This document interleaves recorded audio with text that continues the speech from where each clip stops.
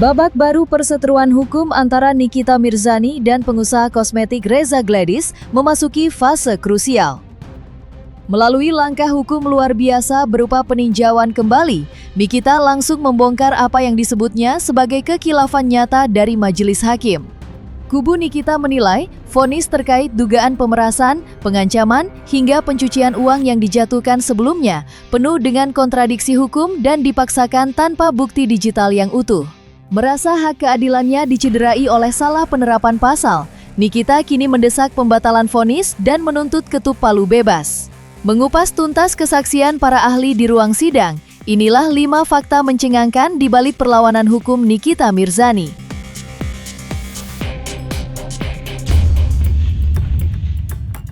Sidang peninjauan kembali yang diajukan Nikita Mirzani atas kasusnya dengan Reza Gladys kian memanas setelah kubu Nikita membongkar kejanggalan dalam penerapan hukum. Kali ini penasihat hukum Nikita Mirzani, Usman Lawara, memaparkan amunisi barunya di ruang sidang berupa kesaksian dari ahli IT. Sang ahli secara belak-belakan mengungkapkan bahwa majelis hakim terdahulu telah melakukan kekhilafan fatal karena salah menerapkan pasal terkait pelanggaran digital. Mengacu pada fakta empiris di lapangan, Usman Lawara menegaskan bahwa Nikita Mirzani seharusnya mendapatkan hukuman yang jauh lebih ringan atau bahkan bebas jika hukum diterapkan dengan tepat. Alhamdulillah hari ini kami lega ya, karena ahli yang kami ajukan ya, 2 ahli, satu adalah Profesor Henry. Beliau adalah salah satu perumus Undang-Undang ITE sejak 2008, dirubah di tahun 2016, kemudian terakhir di tahun 2024. Beliau adalah ketua tim perumus dari Undang-Undang ITE itu sendiri. Sehingga beliau memahami betul esensi dari makna pasal 27B yang 27B ayat 2 yang didakwakan terhadap Nikita Mirzani.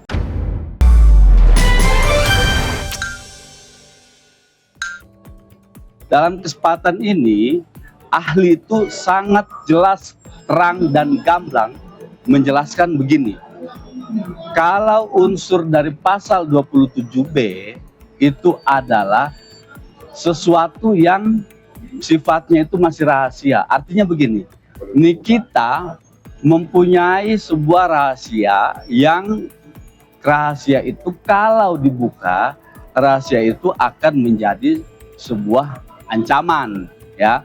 Nah, kita menyaksikan sendiri tadi, kami tim penasihat hukum menyampaikan di persidangan, teman-teman media mungkin tadi bisa lihat, kami menyampaikan beberapa slide. Di dalam slide itu yang dihadirkan di persidangan tadi, kami mengcompare putusan PN, putusan PT, dan putusan kasasi. Apa isinya? Isinya bahwa dari putusan PT mengatakan, coba mana itu tadi apa Bang Roni, apa dokumen yang Glavitsa itu loh, dokumen Nikita huru hara. Nah, itu di situ adalah terkait dengan kalimat-kalimat yang narasinya menjelek-jelekan. 1, menjelekkan produk. Oke? Nah, yang kedua, dipertimbangkan oleh hakim baik PT, PN, PT, kasasi, itu narasinya adalah menjelek-jelekan fisik dengan kalimat-kalimat tadi, dokter abal-abal, beruntusan, dan lain sebagainya. Nah, menurut ahli, kalau demikian faktanya, maka tidak boleh dipaksakan pasal 27B ayat 2 ini terhadap Nikita. Kalau Nikita mau dihukum, harusnya pakai pasal itu tadi, penghinaan ringan. Penghinaan ringan itu pasal berapa tadi tuh? Nah, ancaman pidananya cuma berapa? 6 bulan gitu. Nah, ini ada apa gitu loh. Kasus ini ada apa? Dipaksakan pasal 27B ayat 2 dengan fakta bahwa menghina produk. Itu pertama. Yang kedua, menghina fisik. Narasi fisik nih ya, dipertimbangkan hukum dari putusan tingkat pertama, tingkat PN, tingkat kasasi. Semuanya bicara begitu. Kejanggalan dalam putusan hukum yang menimpa Nikita Mirzani kembali dikuliti habis dalam sidang peninjauan kembali. Penasihat hukum Nikita, Usman Lawara, membeberkan argumen fatal yang diungkapkan oleh ahli TPPU atau tindak pidana pencucian uang di ruang sidang. Sang ahli membongkar adanya kontradiksi luar biasa dalam pertimbangan majelis hakim terdahulu. Di satu sisi, peran Nikita Mirzani dipertimbangkan dan diakui secara hukum hanya bersifat pasif. Namun di sisi lain, ia justru dijatuhi vonis menggunakan pasal aktif pencucian uang. Ketidakselarasan hukum inilah yang dinilai sebagai kekilafan nyata yang merugikan hak-hak keadilan Nikita. Kami menghadirkan ahli juga. Hakim dalam pertimbangan PT, karena yang menaikkan TPPU-nya adalah PT, maka kita konsen di PT sama kasasi. Oke? PT bilang, hakim, bahwa Nikita Mirzani karena menyuruh Reza Gladys mentransfer uang ke PT Bumi Paramawisesa, maka itu dianggap sebagai upaya menyamarkan atau menyembunyikan uang. Ahli bilang, bukan kami loh ya yang bilang, ahli bilang, karakter dari tindak pidana pencucian uang itu tidak seperti itu. Dia transaksinya berbelit-belit.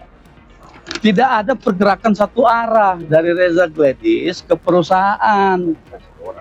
Nah, kalaupun tadi ahli bilang, kalau menurut ahli, kalau uang 2 miliar yang ditransfer ke perusahaan itu adalah bagian dari tindak pidana pencucian uang, maka Reza Gladys harus dikenakan dulu karena itu sumbernya dari dia. Gitu loh. Bukan dari Nikita, bukan dari Mail. Uang yang ditransfer itu kalau dikatakan sebagai hasil dari tindak pidana pencucian uang, maka yang mentransfer terlebih dahulu harus dikenakan pasal TPPU. Karena dia sebagai pelaku aktif, dia yang menyamarkan, dia yang menyembunyikan, dia yang mentransfer. Gitu. Nikita orang yang menerima hasil. Tadi disampaikan sama ahli juga, dalam kasus TPPU ada 2. Kasus TPPU pasif dan TPPU aktif. Nah, kalau Nikita dikatakan sebagai orang yang menerima uang, maka hasilnya adalah, kalau dipaksakan ya, dia itu terkena pasal TPPU pasif, bukan TPPU aktif. Karena yang menyembunyikan Reza, yang mentransfer Reza. Gitu loh. Nah, itu penjelasan ahli tadi.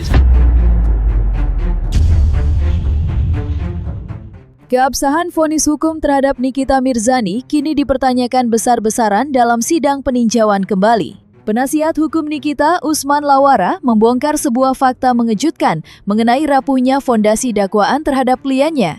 Usman mengungkapkan bahwa Nikita Mirzani ternyata divonis tanpa adanya alat bukti digital yang sah dan utuh. Bukti rekaman video yang selama ini menyudutkan Nikita dituding telah dipotong atau diedit sedemikian rupa, sehingga secara hukum digital forensik dinilai cacat dan tidak valid sebagai alat bukti di persidangan. Maka ahli sampaikan tadi, kami kan bilang, saudara ahli kan sudah kami serahkan semua dokumen, ya. Dokumen ini putusan, mana? Nah, inilah dokumen yang dinilai, ya. Siapa sih namanya? Glavitz. Dia juga produknya biar dokter jelek. Dokter produknya jelek. Ahli mengatakan kalau kepada produk tidak boleh dikenakan sanksi pidana orang karena produk itu bukan subjek hukum. Gitu loh. Nah, ini dipaksa Nikita dihukum karena kalimat ini.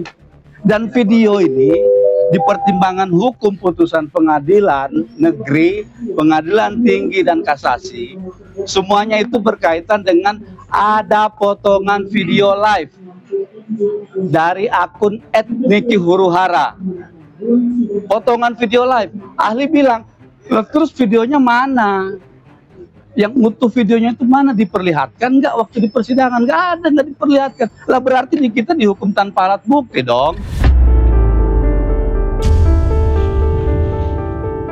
Rentetan kekilafan hakim dan cacatnya alat bukti dalam persidangan terdahulu akhirnya membawa tim hukum Nikita Mirzani pada satu kesimpulan mutlak. Di babak akhir sidang peninjauan kembali ini, tim penasihat hukum secara resmi melayangkan desakan keras kepada majelis hakim. Mengacu pada fakta-fakta baru dan kesaksian para ahli yang menguliti kejanggalan kasus ini, mereka menuntut agar putusan lama segera dibatalkan demi hukum. Tak ada kata kompromi.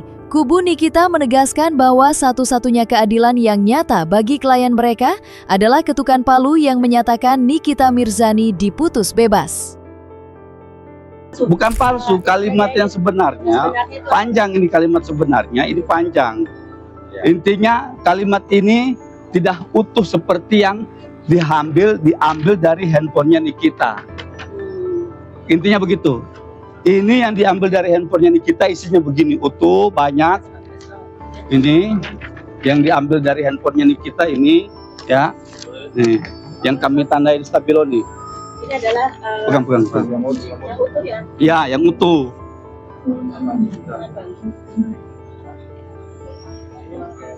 Nah, ini yang tidak utuh. Karena apa? Sudah diedit.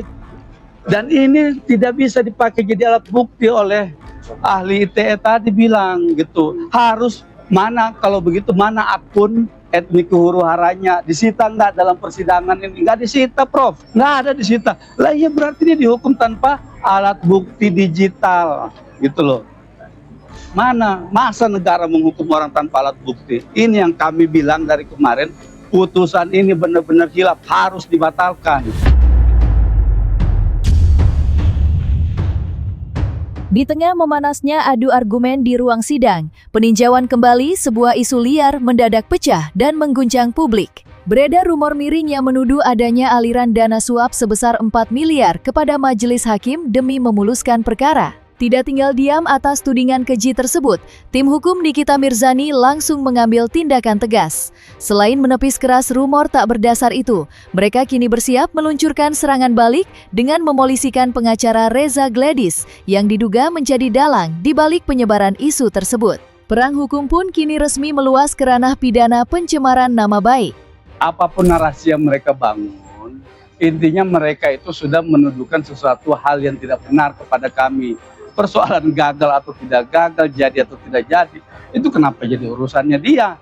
Yang jelas, ya mereka itu mengatakan Nikita Mirzani, ya, dan dan kami tim kuasa hukum itu telah melakukan upaya dugaan apa sih namanya? Menyuap. Nah, ini di media lebih sadis loh. Pasti kita pengen kan ekspresinya. Mengedepankan estetika kan disampaikan. Jelas tadi mendengarkan. Heboh, bukti diduga rekaman suara Nikita Mirzani suap hakim 4 miliar untuk menangkan PK. Nih, Siapa yang di media loh, di Instagram loh. Ada sini bang. Ini.